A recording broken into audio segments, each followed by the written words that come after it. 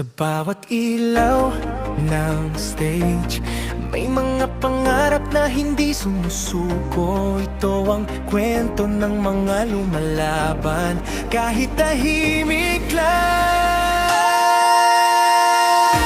Yeah. Silent fighters.